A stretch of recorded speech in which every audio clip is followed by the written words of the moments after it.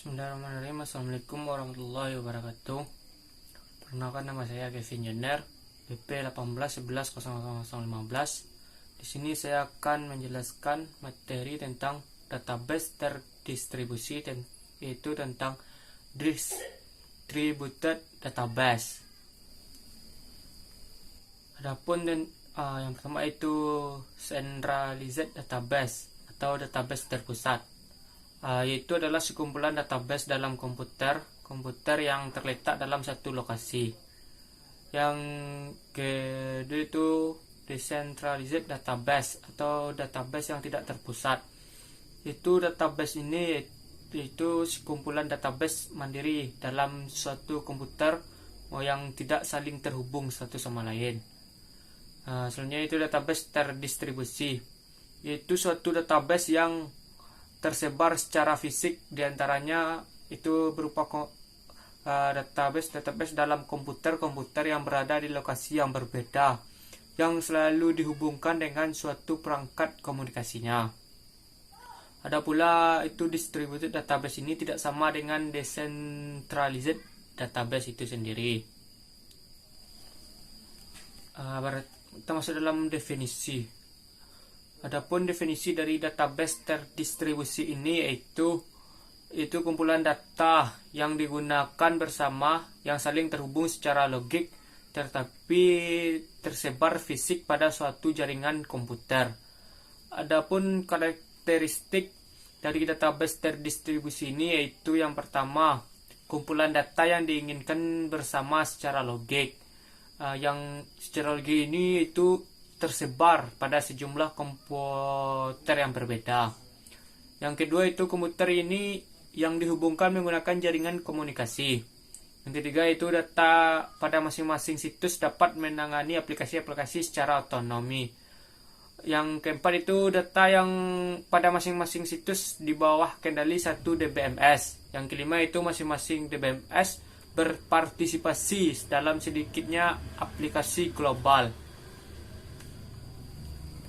Selanjutnya itu database homogen dan juga database heterogen. Pertama itu mari kita masuk ke dalam homogen itu sendiri. Ada pula homogen ini yaitu DBMS yang sama di setiap node.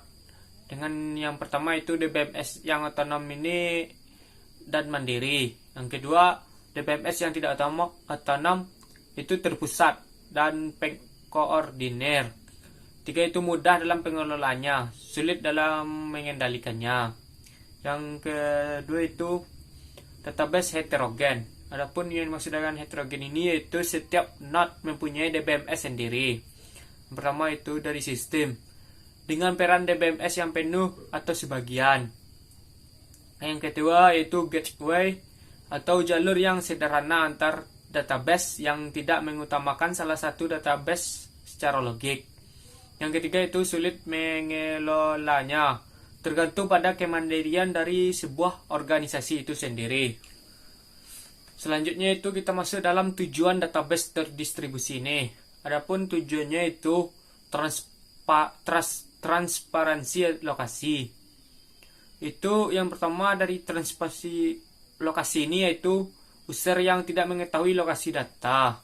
Yang kedua itu data yang dibutuhkan otomatis diteruskan ke tempat yang tepat.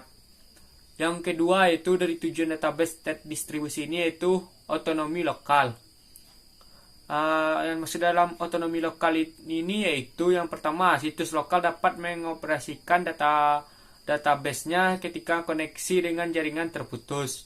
Adapun yang kedua itu setiap situs dapat mengendalikan data, keamanan, login, pemutakhirannya ataupun update-nya.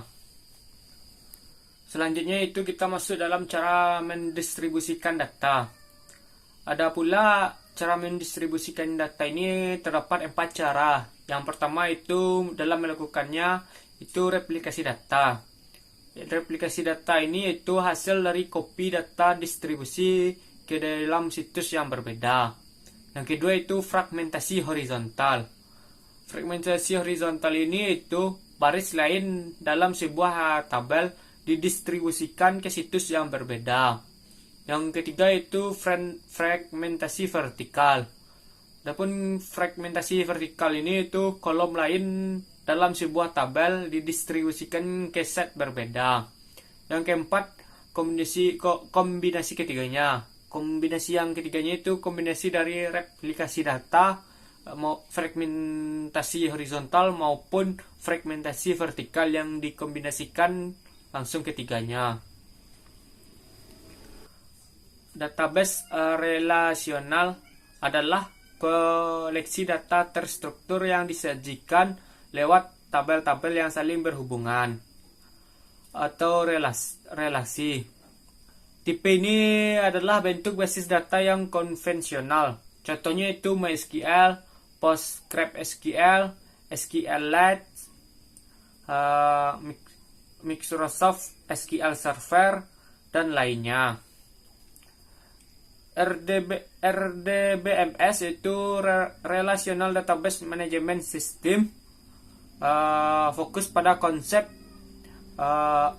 ACID, yaitu ACID yang dimaksud di sini yaitu yang pertama automaticity, yaitu suatu proses selesai secara menyeluruh ataupun tidak. Yang kedua yaitu konsistensi, itu semua proses yang terjadi di database harus memiliki state yang jelas. Setiap data yang disimpan harus memenuhi semuanya. Yang ketiga itu isolation.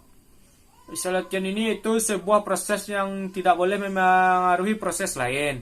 Yang keempat yaitu durability. Durability ini yaitu proses yang telah selesai harus bersifat permanen, walau aplikasinya di restart sekalipun. NoSQL adalah tipe penyimpanan data selain yang berbentuk tabular atau label. NoSQL ini tidak mengikuti prinsip ACID RDBMS sepenuhnya. NoSQL ini menganut prinsip BAS, yaitu Basic Availability, yaitu setiap request sekedar mendapat garansi atau respon. Respon yang dimaksud di sini yaitu respon sukses ataupun gagal. Yang kedua itu soft stacks. Stacks NoSQL ini bisa berubah secara dinamis tanpa input manual untuk meyakinkan eventual konsistensi. Yang ketiga itu eventual consistency. Itu untuk sementara. Waktu NoSQL ini mungkin tidak konsisten. Tipe-tipe NoSQL database. Tipe yang pertama itu key value atau KF stores. Key value atau KF store ini menggunakan array asosiatif, juga dikenal sebagai map atau destinatory, sebagai model data dasarnya.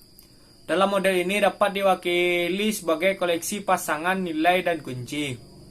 Model KF merupakan salah satu model data non-trivial atau kompleks yang paling sederhana. Yang kedua itu dokumen store.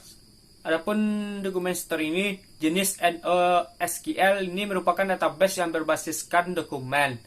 Tidak ada tabel, file, dan record, yang ada hanyalah koleksi dan dokumen. Pengkodean yang digunakan meliputi XML dan JSON, serta bentuk biner seperti Bison. Salah satu karakteristik pendefinisian lain dari database berorientasi dokumen.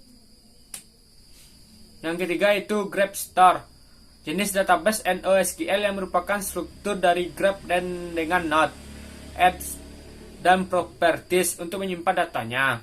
Contoh jenis datanya yaitu hubungan sosial, jaringan transportasi umum, peta jalan, atau topologi jaringan. Yang keempat yaitu which column atau column family.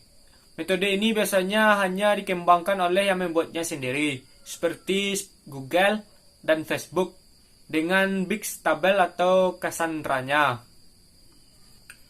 Hanya itu yang dapat saya sampaikan. Kalau ada kesalahan saya mohon maaf. Wabillahi taufiq wal hidayah. Assalamualaikum warahmatullahi wabarakatuh.